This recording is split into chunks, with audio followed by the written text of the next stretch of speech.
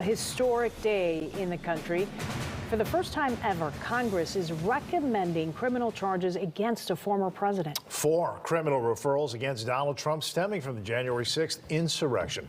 And WGN's Patrick Elwood is here now with more on this tonight. Patrick. Ray Loris, good evening. It was 18 months in the making, and the Select Committee blames one person for the events that transpired on that day, January 6th, 2021.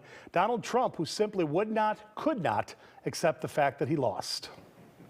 In its final public meeting, the January 6th committee summed up its 18-month investigation until that fateful day, trying to make the case against former President Donald Trump, key advisors and associates, and the alleged plot to interrupt the peaceful transition of power. The chair recognizes a gentleman from Maryland. The committee of 9, 7 Democrats and 2 Republicans, voting in unison to make criminal referrals to the Justice Department. This committee will help provide a roadmap to justice, and that the agencies and institutions responsible for ensuring justice under the law will use the information we've provided to aid in their work.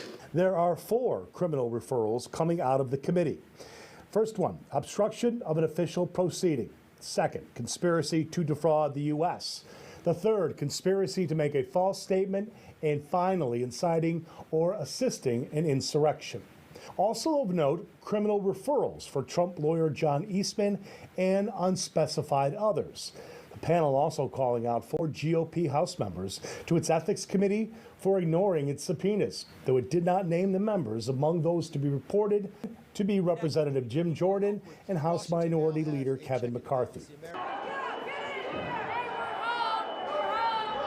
From the days leading up to January 6th to the rally attended by Trump before the actual assault on the Capitol, the intent, found the committee, was to stop the transition from a legitimate Trump loss to the certification of the Joe Biden win. As a nation watched as police officers fought in vain to stop the advance of the riled-up Trump supporters. From inside a besieged Capitol, local Democratic Congressman Mike Quigley spoke by phone to WGN that day. We have a bunch of security trying to hold the door, the main entrance door to the House floor. Their members are freaked out, but most of them are staying pretty calm. Co-chair and retiring Representative Liz Cheney, who lost her seat for being such an unapologetic critic of Trump, referenced George Washington relinquishing his office and every president after him, except one. With this noble act, George Washington established the indispensable example of the peaceful transfer of power in our nation. Few of us stop to think how unique we really are. In the eyes of many in the world, this every 4-year ceremony that we accept as normal is nothing less than a miracle.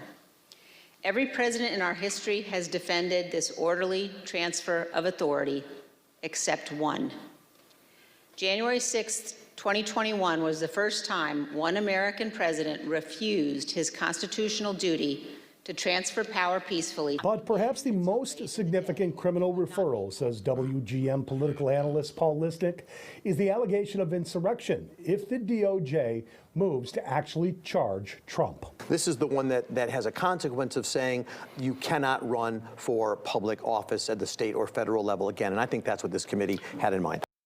So the full report is due out later this week, Ray and Lourdes. It's said to be 1,000 pages long. Wow. Of course, the big question is, what will Merrick Garland or the special master do with all of this, if anything? More on the political ramifications at 6 o'clock. Very good. Pat, thanks. Thank you.